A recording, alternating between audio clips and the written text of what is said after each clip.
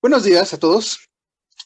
Vamos a tener una pequeña sesión sobre física, una sesión de muestra para platicarles un poco cómo vamos a trabajar, ¿no? Antes que nada, mi nombre es Rubén Alberto León. Yo soy físico, entonces, pues, vamos a meternos, vamos a zambullirnos en este tema tan interesante, ¿no? El día de hoy he elegido un tema muy común en los temarios de los exámenes, en particular en el que van a presentar, que es el concepto de fuerza, ¿no? Es un tema elemental en los temarios de física elemental, el concepto de fuerza. Bueno, entonces, primero que nada, vamos a analizar esta palabra, ¿no? La fuerza es un concepto físico definido como la magnitud responsable de que los objetos se muevan. ¿Sí? Esa es, digamos, la manera de definir física. Si un objeto se está moviendo, eso se debe a que se le ha aplicado una fuerza, de una u otra manera. Entonces, esa es la manera de definirla, como el origen del movimiento. La unidad, en el sistema internacional de unidades de la física, de la ciencia, en el sistema internacional, es el Newton, ¿no? Representado con la letra mayúscula N. ¿No? Bueno, es claro que dependiendo del área de estudio, pues pueden existir otras magnitudes para utilizar para definir esta cantidad, ¿no? Algunas de ellas son el DINA y otra el kilogramo fuerza. Sin embargo, personalmente puedo decirles que estas unidades ya están prácticamente en desuso. Tal vez las verán en libros muy antiguos o en que ya son un poquito obsoletos, ¿no? Pero por ahí les menciono. Es una magnitud vectorial y esto es probablemente una de las cualidades o características más importantes que tenemos que entender de la fuerza. ¿Qué significa que sea vectorial? Bueno, que tiene una dirección de aplicación. Es decir, yo puedo decir que estoy aplicando una cierta cantidad de fuerza, pero no es suficiente con ello. Tengo que aclarar en qué dirección. Y al ser una magnitud vectorial, pues tiene básicamente componentes espaciales en 3 dimensiones: longitud, ancho y profundidad. ¿Sí? Es decir, tienes que decir esta fuerza, qué tanto aplica hacia arriba, qué tanto aplica hacia abajo y qué tanto aplica hacia la derecha, ¿no? Es decir, en las 3 magnitudes. También aclaro que en los exámenes, en este nivel de exámenes, casi siempre se maneja la fuerza como una magnitud bidimensional, es decir, consideran que la profundidad no es una magnitud importante, bueno, no la consideran, por eso aquí aclaro que casi siempre la componente Z es 0. Y entonces, pues casi siempre representan, me refiero a los problemas de examen, a la fuerza como una magnitud de 2 dimensiones. Ahora, lo cierto es que esta característica puede representarse de 2 maneras, esta condición de magnitud vectorial. Puede utilizarse la representación polar, donde la fuerza se le representa con su intensidad, la intensidad de la fuerza, y con el ángulo de aplicación, la dirección, o con la magnitud o representación rectangular, es decir, representar a la fuerza diciendo los componentes, como si fuera una especie de sistema coordenado, ¿no? Bueno, entonces estos son los elementos principales con los que compartimos, ¿no? La fuerza es el origen del movimiento, se mide en newtons y es una magnitud vectorial que se puede representar de estas 2 maneras, ¿no? Eso sintetiza lo elemental. Bueno, ahora vamos a ver esto. Lo que quiero hablar es sobre cómo una fuerza se puede descomponer. Es decir, no me refiero a hacer que no funcione, ¿no? Esta palabra, de repente en física, aquí hago un pequeño paréntesis. En física, muchas veces las palabras que utilizamos en esta área, en esta ciencia, no tienen el mismo sentido que en el sentido común y eso puede ser un problema, sobre todo si no se aclara, como en este caso. El concepto descomponer vectorialmente no se refiere a dañar o a, no sé, a hacer que ya no funcione algo. Se refiere a dividir, es decir, a separar. Aquí tengo un ejemplo de ello. Veamos este diagrama. Tenemos como punto de partida que estamos representando el vector fuerza con la letra F, aquí marcado en rojo. ¿Y qué significa descomponer? Bueno, significa identificar sus componentes, es decir, cuánto valen las componentes en el eje horizontal y en el eje vertical. ¿Sí? Eso significa descomponer. Y a partir de ello, pues aquí tenemos los símbolos de tales componentes. La proyección del vector en el eje X es lo que conocemos conocemos como f sub x, por obvias razones, y la proyección sobre el eje vertical f sub y. ¿Qué significa eso de proyección? Bueno, si ustedes lo piensan con cuidado, es como si tuviéramos una lámpara, ¿no?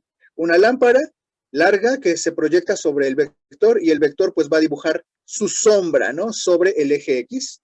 O si estuviese en el otro sentido, la lámpara, pues la sombra, como lo ven, sería la proyección en el eje Y. Es decir, la proyección es como la sombra, obviamente de forma perpendicular, del vector en cuestión, ¿no? Si dibujásemos, ¿no? Por ejemplo, ya en niveles más avanzados, si dibujásemos el tercer eje cartesiano, el eje X, ¿no? Pues entonces tendríamos que pensar también en una componente en el eje Z, perdón. Pero bueno, como les decía, solamente estamos considerando vectores en el plano. Bueno, entonces aquí tenemos las dos representaciones de las cuales hablé hace un momento. La representación rectangular en términos de las componentes y la representación polar en términos de la magnitud del vector, es decir, cuánto vale este vector, su distancia, si lo quieren pensar así, y el ángulo, la dirección, esta alfa. Bueno, ahí está. Ahora, ¿cómo se calcula las componentes a partir de conocer la magnitud y conocer el ángulo? Pues bueno, aquí es donde utilizamos las matemáticas. Ustedes deben de ser conscientes que física es una de las disciplinas, o probablemente la disciplina, que utiliza las matemáticas de manera más rigurosa, en el sentido de que es constante, ¿no? No podemos avanzar sin aplicar matemáticas. Entonces, veamos este ejemplo, ¿no? Como se darán cuenta, aquí se está dibujando, déjenme mostrárselos de esta manera, aquí se está dibujando un triángulo rectángulo. Y entonces, espero que ustedes recuerden que en un triángulo rectángulo es válido o se aplica el teorema de Pitágoras y las funciones trigonométricas elementales. Por un lado, yo les puedo decir, si en este triángulo aplicase las funciones seno y coseno, pues ¿qué obtendríamos? Déjenme escribírselos aquí al lado. Si yo escribo la función seno, digo lo siguiente. Seno del ángulo alfa se define como el cateto opuesto entre la hipotenusa. Esa es la definición matemática. Pero ahora, en este caso, ¿quién es el cateto opuesto a alfa? Pues es esta distancia, pero que coincide precisamente con la componente vertical. Entonces decimos que el cateto opuesto es FY y la hipotenusa, que sabemos que es la distancia más larga, correspondería precisamente con F. ¿Sí? Entonces, eso lo aclaro porque aquí solamente estamos cambiando de nombres, pero las cuestiones son las mismas, las relaciones son las mismas. Fy sobre F sería igual a seno de alfa. Y bueno, si despejamos F de Y, pues ¿qué nos quedaría? Nos quedaría Fy es igual a seno de alfa por el vector, ¿no? Y es lo que estoy precisamente poniendo en esta parte.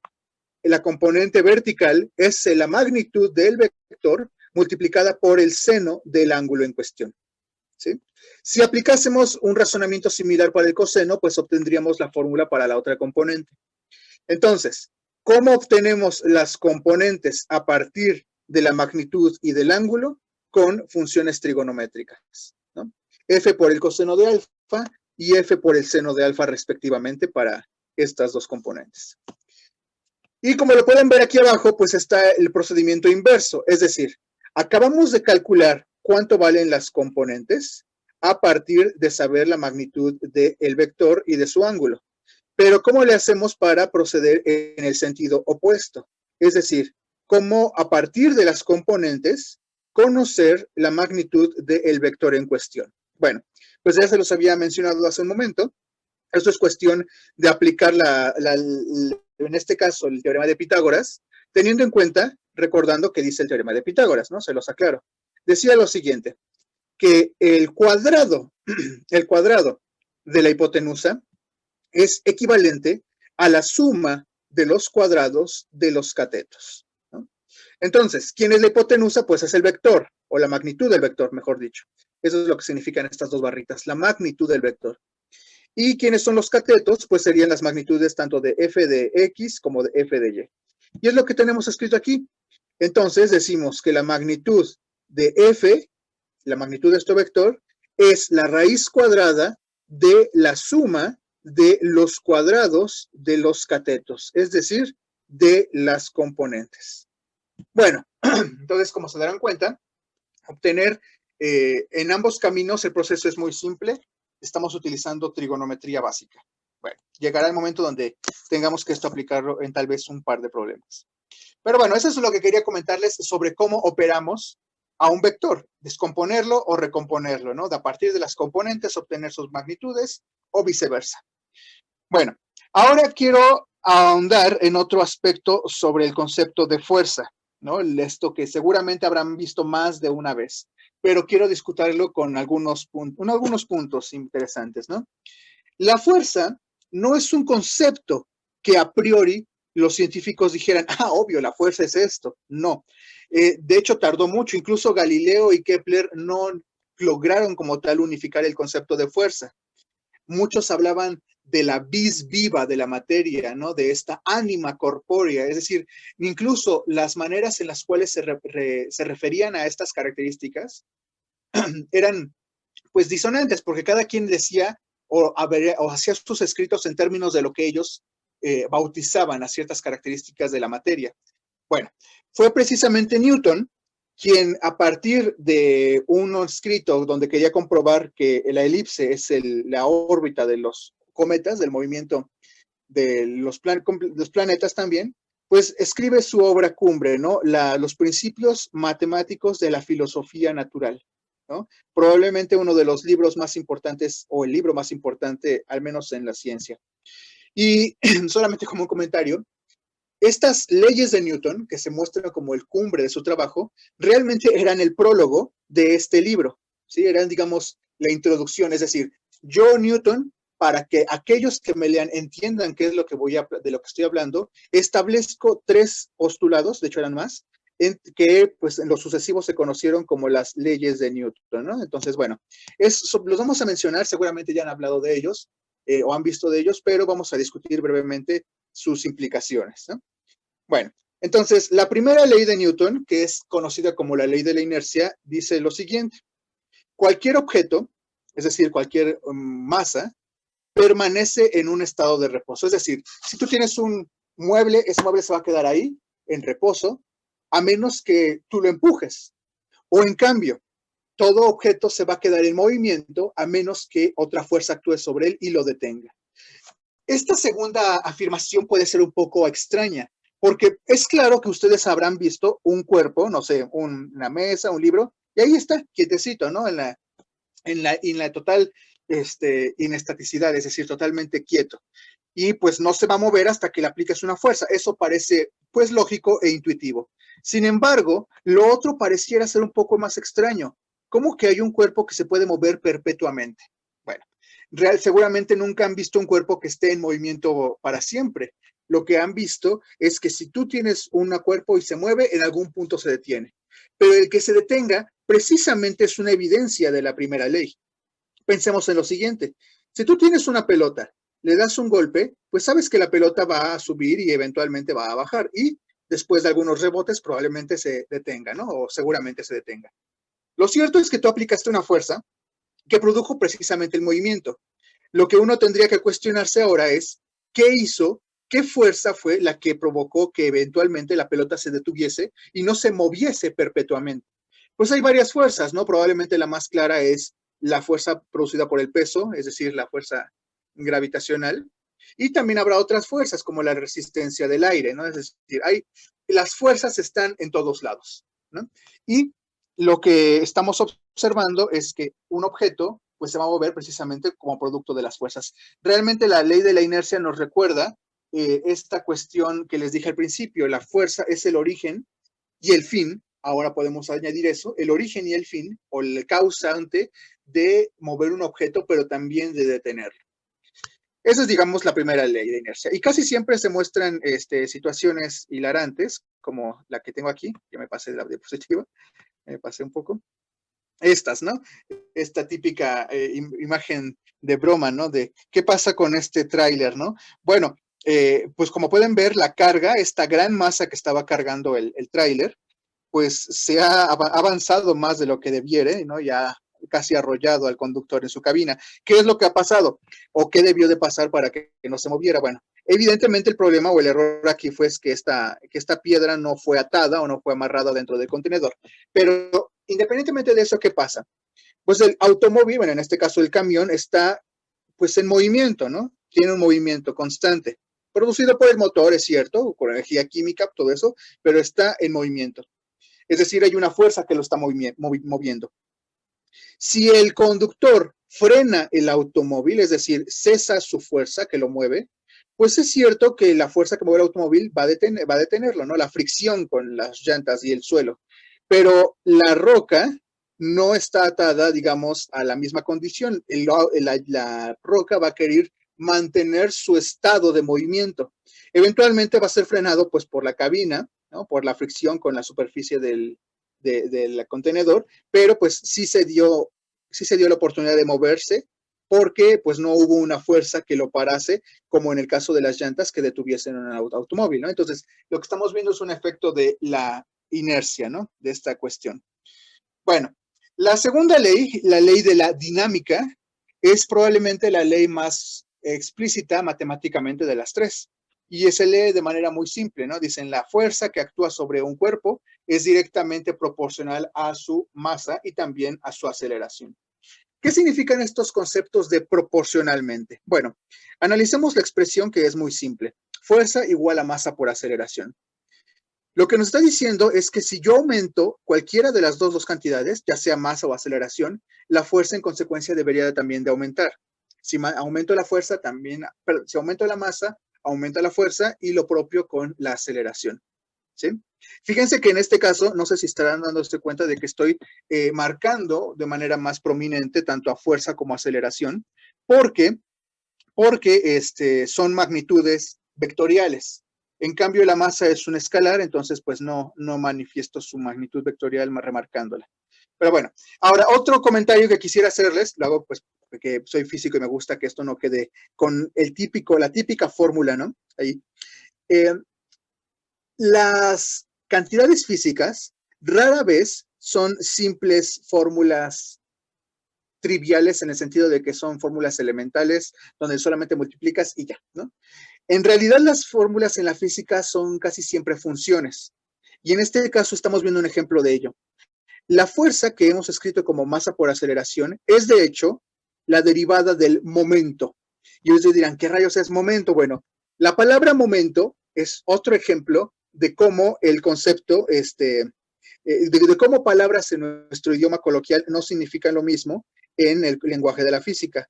Momento o momentum o cantidad de movimiento es una magnitud física que se define como la multiplicación de la masa por la velocidad de un objeto. Masa por velocidad, no hay más que decir. No es un fragmento de tiempo, no es espérame un momentito, no. Momento es una magnitud muy claramente definida como masa por velocidad. Y pues vean, si yo aplico una derivada temporal, es decir, una derivada con respecto al tiempo, ¿qué ocurre? Si yo derivo al momento con respecto al tiempo, pues significaría derivar a la masa por la velocidad con respecto al tiempo, ¿no? Bueno, pero la masa es una constante, entonces sale fuera de la derivada y solamente queda la derivada de la velocidad. Entonces, no sé si ustedes sepan, y si no, ahorita se los comento, la relación que existe entre posición, velocidad y aceleración es una relación diferencial, es decir, si yo derivo a la posición, me da la velocidad.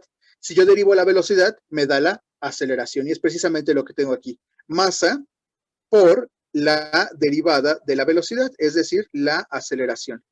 Esto y esto es lo mismo. Bueno, entonces eso se los comento porque de repente uno piensa que esta física, ¿no? Solamente no se relaciona con el cálculo, o porque nunca usas una derivada, por ejemplo, en física. Y yo lo entiendo, ¿no? De repente a veces las materias no profundizan por tiempo o por desconocimiento, no se profundizan. Y eso, el problema que yo le veo es que pues no les muestra que todo tiene una unicidad, ¿no? En este caso, cómo es que el cálculo, que precisamente fue Newton que también lo desarrolló, proviene de una aplicación física. Y bueno, aquí estaba comentándoles un poquito sobre la segunda ley y pues aprovecho para discutir la diferencia de masa y peso, un tema pues que es casi seguro que viene en su examen, la diferenciación entre estos dos conceptos, ¿no? Entonces, vamos a discutir un poquito sobre ello, ¿no? La masa es una magnitud escalar, es decir, no tiene dirección. Es una magnitud que se mide en kilogramos y representa la cantidad de materia que tiene un objeto. Por otro lado, el peso es una magnitud vectorial, es decir, tiene una dirección casi siempre hacia abajo, ¿no? O siempre, de hecho, hacia abajo. Se mide en newtons y, bueno, por consiguiente, es una fuerza. En ese sentido, pues decimos que masa y peso son conceptos, pues, muy dispares. Ahora, uno se podría preguntar, ¿por qué en nuestro lenguaje siempre hablamos del peso como si fuese masa, ¿no? Desde la pregunta tan típica de ¿cuánto pesas?, ¿no? Y respondemos en kilogramos. Es decir, nos preguntan nuestro peso y respondemos nuestra masa. ¿De dónde proviene esta situación? Que miren, no vamos a cambiar el lenguaje con esta clase, estoy totalmente seguro de ello, pero al menos quiero que, aunque utilicemos estas expresiones, no nos confundamos a la hora de hacer análisis en física. ¿Qué tengo aquí? Bueno, pues aquí he subrayado de nuevo la segunda ley de Newton, fuerza es igual a masa por aceleración. Y en la parte inferior estoy poniendo la fórmula del peso. No lo confundan esta P con momento, ¿no? Estoy viendo P mayúscula de peso. Y el peso, pues, se calcula como la multiplicación de masa por G. Ahora, entonces estamos viendo que el peso es, de hecho, una aplicación de la segunda ley de Newton. Esta segunda ley es universal. Esta es solamente un caso específico, el peso en la Tierra. Y bueno, G, algunos lo sabrán, otros no, o lo comento ahora, es una aceleración muy específica, la aceleración gravitacional en la Tierra, ¿no? Y bueno, pues bueno, ahí está. Y quiero, para que cimentemos esta diferenciación, plantearles la siguiente situación, ¿no? Imagínense que tienen 1 kilogramo de naranjas. Bueno, ¿cuántas naranjas hay en 1 kilogramo? La verdad, no sé, 5 tal vez. Bueno, entonces tienen 1 kilogramo, es decir, 5 naranjas, ¿no? Y estas 5 naranjas tienen, en consecuencia, por ser 1 kilogramo, tienen un peso de 9.8 newtons. ¿Por qué? Aquí tenemos la fórmula. Peso es igual a la masa por G. Si sustituimos los datos, diríamos que pues el peso pues es básicamente la multiplicación de 1 kilogramo de naranjas. Voy a borrar esto. De 1 kilogramo multiplicado por la aceleración, estos 9.8 metros sobre segundo al cuadrado. Entonces, se multiplica estos dos, pues 1 por 9.8 me da 9.8, pero he escrito ahora 9.8 newtons, ¿no? Es por eso que les digo, 1 kilogramo de naranjas es equivalente, tiene un peso, perdón, 1 kilogramo de naranjas tiene un peso de 9.8 newtons, ¿no? Entonces, aquí tengo mis 5 naranjas y tienen ese peso. Bueno, tan. Si yo me voy a otro planeta con esas 5 naranjas, no quiere decir que va a reducir la materia, no quiere decir que las naranjas se van a hacer menos, ¿no? No van a haber menos cantidad de naranjas, pero sí va a diferenciarse el peso en función de cuánto valga G en ese planeta. Entonces, está claro que pues G aquí en la Tierra pues es el mismo en cualquier parte de la Tierra. Bueno, aquí un pequeño comentario, eso no es del todo cierto, el peso varía un poquito, pero muy poquito, ¿no? O sea, no es algo significativo. Es por eso que en las básculas, en las balanzas, pues esta cantidad como que al ser una cantidad que estás multiplicando una constante tantas veces, es decir, o que no cambia, pues poco a poco se va diluyendo, ¿no? Es decir, pierde sentido pensar en la G. Por eso en las balanzas pues dicen peso igual a masa. Esa es la razón de esta disonancia lingüística, ¿no? De entre lo que realmente es peso y masa y lo que utilizamos en nuestro lenguaje. Pero bueno, otro ejemplo para que lo dirijan muy bien es este siguiente, ¿no? Este chiste, ¿no? Bueno, al menos yo lo veo como un chiste. Se dice que en la Luna la aceleración gravitacional es mucho menor a la Tierra, ¿no? Entonces, si tú vas a la Luna, pues vas a reducir de peso. Sí, ¿qué significa eso? Que vas a reducir la fuerza con la que tú aprietas la superficie, pero no quiere decir que vas a bajar esa grasita, ¿no? Es decir, bajar de peso no significa bajar de masa, ¿no? Entonces, tengan presente eso, que si se van a la Luna, sí, van a pesar menos, pero no quiere decir que van a bajar esas pancitas, ¿no? Entonces, bueno, ahí está esa, digamos, discusión al respecto. Era muy importante, ¿no? Se plantea mucho en muchos exámenes. Y finalmente, la tercera ley, la clásica ley de acción-reacción, pues bueno, ahí está, ¿no? La lectura es muy rápida, ¿no? Dice, cuando un cuerpo ejerce fuerza sobre un segundo objeto, este segundo objeto ejerce fuerza sobre el primero con la misma intensidad y en diferente sentido, ¿no? Esta aquí debo de aclarar esta fuerza, esta condición de ley de acción de reacción, muchas veces se ha utilizado como una justificación para cosas que no tienen nada que ver, para la charlatanería pseudocientífica, ¿no? Como por ejemplo cuestiones como el karma o la dichosa ley de la atracción o cosas de ese estilo, más bien esotérica que científica, justifican sus afirmaciones a partir de la tercera ley de Newton cuando no tiene nada que ver. La tercera ley de Newton es una ley mecánica sobre el movimiento de los objetos. Nada más, no quieren meter otras cuestiones. Y bueno, entonces aquí en este diagrama podemos ver clásicamente qué es lo que pasa, ¿no? Si yo aplico una fuerza sobre un balón dándole un golpe, pues se dice que se está aplicando una fuerza del objeto A, la pierna, sobre el objeto B, el balón, y la fuerza se va en esta dirección claramente. Pero al mismo tiempo, aunque ustedes no lo noten, del mismo momento, de la misma forma, el balón aplicaría una fuerza contraria contra el pie, lo que llamaríamos una fuerza del objeto B, el balón, sobre el objeto A, la pierna. Y esto a veces no se tiene muy presente, pero pueden verlo cuando se dispara un arma. Bueno, espero que nunca lo hayan hecho, y si lo han hecho, pues no hay problema, pero disparar un arma implica ser conscientes de que van a tener un recule, es decir, cuando tú disparas, cuando tú lanzas un proyectil en una cierta dirección, generas una gran fuerza en un sentido, pero la pistola tiene como un empujón hacia atrás, ¿no? Porque es la fuerza de reacción. Es la misma fuerza que hace que los cohetes espaciales o que los cohetes de feria sean lanzados hacia arriba, tengan un empuje hacia arriba, cuando de hecho la fuerza que están aplicando es hacia abajo, la fuerza de la explosión. Pero bueno, ahí está, ¿no? Es lo que llamamos como ley de acción-reacción. Entonces, bueno, solamente para concretar estas ideas, ¿no? Para no divagar tanto, vamos a ver algunas preguntas que se han visto en algunos de estos exámenes en años pasados, precisamente pues para ya entrar de lleno en materia, ¿no? Entonces, bueno, nos dice una muy simple, dice, ¿cuál es la fuerza a partir de la cual es posible levantar un cuerpo con 50 newtons o 50 kilogramos, ¿no? O a partir de 50 kilogramos. Entonces, primero analicemos la situación con cuidado. Nos está diciendo que tenemos un cuerpo de 50 kilogramos, ¿no? Es decir, sabemos la masa del objeto. Les pregunto, bueno, planteo entonces la siguiente situación.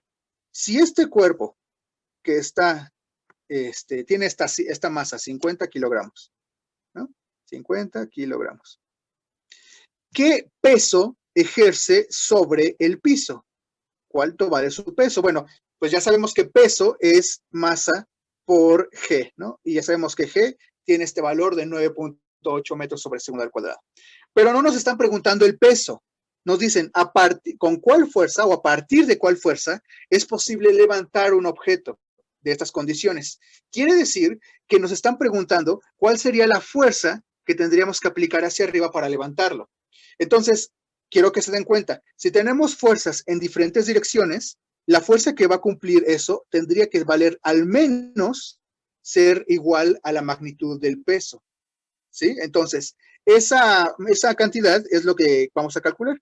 Y, pues bueno, por obvias condiciones ya sabemos cuánto va a valer, M por G. En otras palabras, 50 kilogramos por 9.8, ¿no? Entonces, vamos a hacerlo.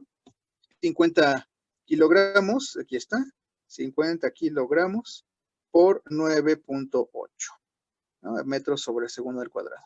También aquí hago una aclaración importante. En muchos libros, bueno, no libros, perdón, en libros no, en muchos exámenes se suele, aún a mi parecer no me agrada esa idea, pero se los comento porque existe, muchos exámenes suelen hacer ¿cómo llamarlo? Redondeo que a mí en lo personal no me agrada, pero ocurre, y por eso se los menciono, como una forma de simplificar las cuentas, ¿no? Entonces, si ustedes se dan cuenta, si yo dijera que G vale 10 y lo multiplico por 50, ¿cuánto me daría? Pues 500, ¿no? Pero, pues, no eso es lo que estamos viendo en las opciones, entonces seguramente están procediendo con 9.8. Sin embargo, sabiendo lo que acabo de decirles, pues podemos prácticamente aseverar que la cantidad que más se acerca a 500, pues ven que 9.8 no es muy diferente de 10. Esa es la opción A, 490.5 newtons, ¿no? Bueno, entonces ahí está. Entonces ahí solamente era una cuestión de órdenes de magnitud, es decir, de dónde está el punto decimal. Bueno, ahí está. En fin, entonces, Esto son preguntas de este estilo. Vamos a ver otra de ellas, un poquito más interesante.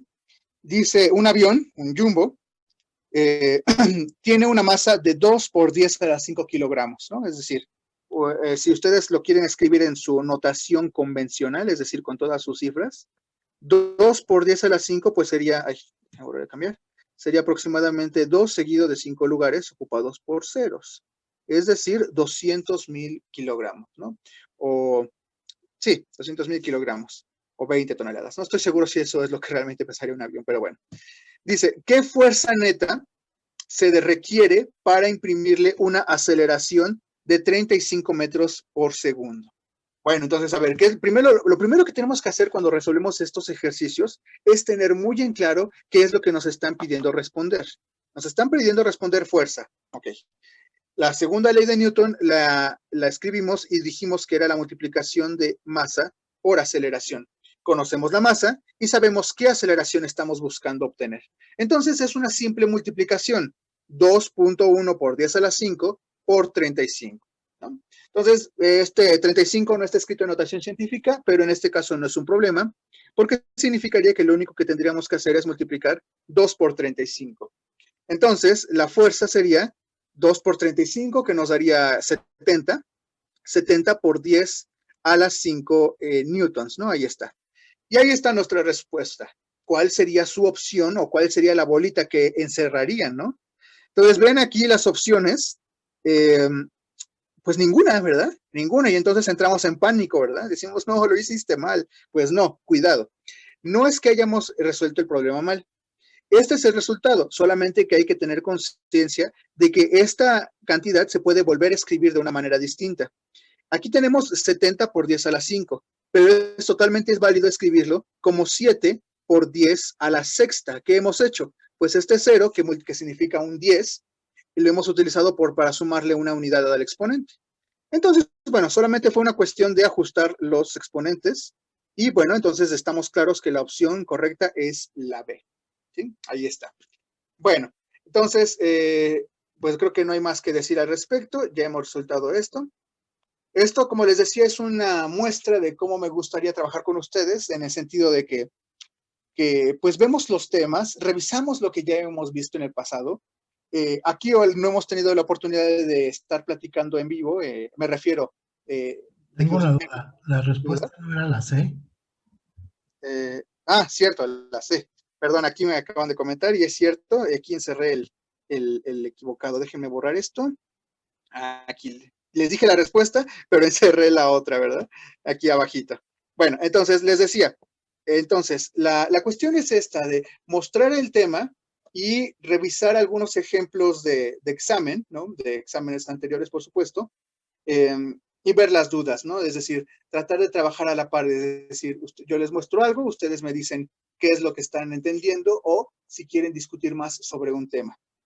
Bueno, espero que les haya gustado y pues bueno, pues tenemos tiempo, todavía faltan unos par de meses para el examen, pero pues sí es un examen en el cual pues tenemos que echarle ganas para obtener el mayor de los puntajes. Y pues bueno, con nosotros, con el equipo de profesores que tenemos aquí, pues pueden trabajar con confianza y preguntar todas sus dudas si las tienen. Bueno, por mi parte ha sido todo y pues espero verlos pronto. Nos vemos hasta la siguiente clase. Hasta luego.